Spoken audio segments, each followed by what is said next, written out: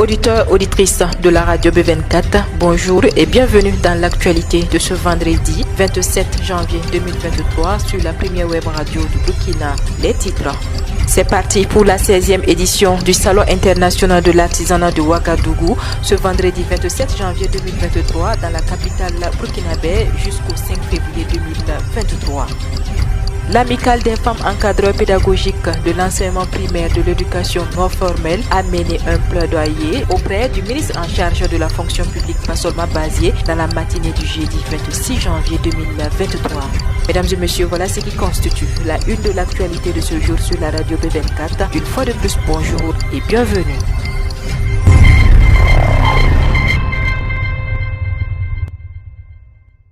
La 16e édition du Salon international de l'artisanat de Ouagadougou a ouvert ses portes ce vendredi 27 janvier 2023 dans la capitale burkinabé jusqu'au 5 février 2023. Pendant 10 jours, environ 350 artisans, des stylistes et des acteurs de la maroquinerie venus de divers horizons vont démontrer leur savoir-faire aux yeux du monde. Artisanat africain, levier de développement et facteur de résilience des populations. C'est sous ce thème que se tient cette 16e édition. Le ministre en charge du commerce, Serge Poda, a prononcé le discours d'ouverture au nom du président de la transition. En son nom, celui-ci a assuré qu'au regard de la situation sécuritaire nationale et internationale, les dispositifs ont été pris pour que l'événement se tienne dans les meilleures conditions sous le signe de la résilience. Ousmane Bougouma, président de l'Assemblée législative de la transition, est le parrain de cette 16e édition.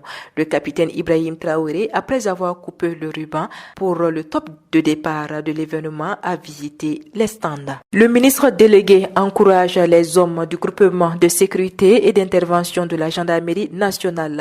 Cette visite entre dans le cadre global des tournées d'encouragement et de soutien des hommes qui se battent sur le terrain et toucher du doigt ce que certains vivent comme réalité sur le terrain, a déclaré le ministre délégué Mamadou Sana, qui avait à ses côtés le chef d'état-major de la gendarmerie nationale, le lieutenant-colonel Somda.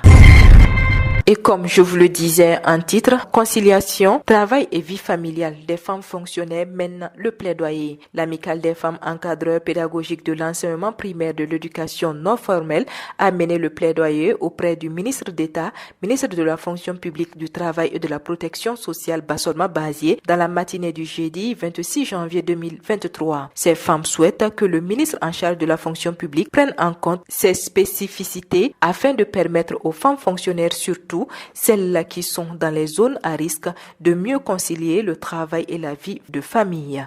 Le ministre d'État Bassolma Bazié les a rassurés que l'État est conscient des difficultés que vivent les fonctionnaires et travailleurs dans les zones à fort défi sécuritaire, notamment les femmes. C'est pourquoi son département est sur le processus d'élaboration d'une législation en temps de crise qui doit prendre en compte l'ensemble des préoccupations soulevées par ces femmes.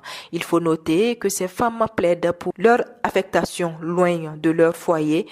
Enfin, ce qui peut impacter souvent la stabilité du couple. Dernier élément de ce journal, le président de la transition, chef de l'État, le capitaine Ibrahim Traoré a échangé cet après-midi avec une délégation de l'ordre des avocats du Burkina Faso, conduit par le bâtonnier Siaka Nyamba. La délégation est venue encourager le président de la transition pour tous les efforts faits et aussi pour les victoires engrangées jusque-là par les forces de défense et de sécurité. Maître Siaka Nyamba, l'ordre veut également apporter son soutien au chef de l'État dans l'accomplissement de sa mission. Voilà, c'est ici que s'arrête l'actualité de ce vendredi sur la première web radio du Burkina.